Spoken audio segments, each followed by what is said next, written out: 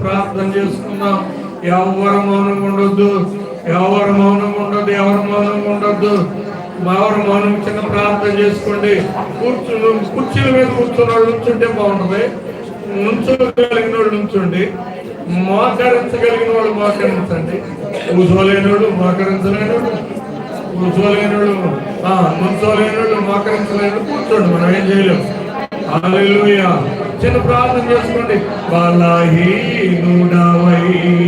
నన్ను నీవెంతగానో బలపరచావు, క్రీస్తు స్వార్యములో ప్రతి అవసరమును తీర్చావు. బలహీనుడవైన నన్ను ఎంతగానో బలపరచావు, క్రీస్తు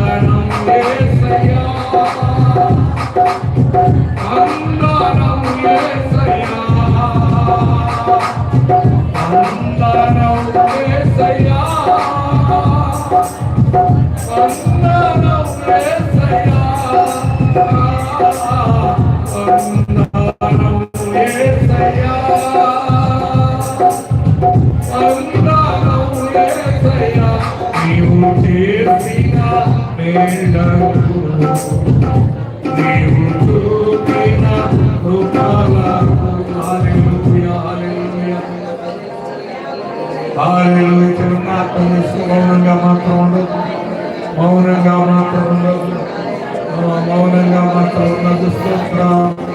హల్లెలూయా, హల్లెలూయా, హల్లెలూయా, హల్లెలూయా.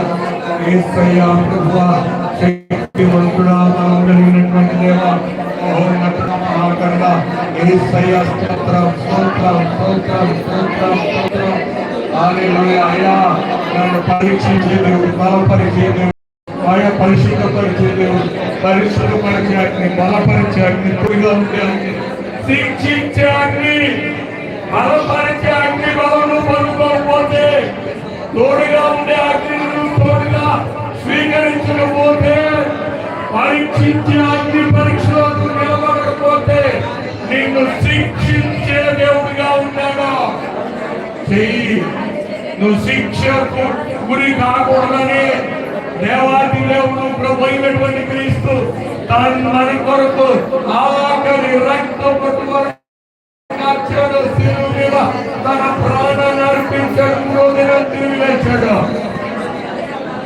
అనేక మంది చూస్తున్న పరలోకానికి ఆరంభమయ్యాడు. ఆయన త్వరలో రాబోతున్నాడు. నేను వచ్చి తీసుకెళ్తాడు. ఆయన నిన్ను తీసుకెళ్ళి తీర్పులో నిలబడినప్పుడు ఎక్కడికి వెళ్తావు? నువ్వు నీ చోటు ఎక్కడ? ఎవరి పేరు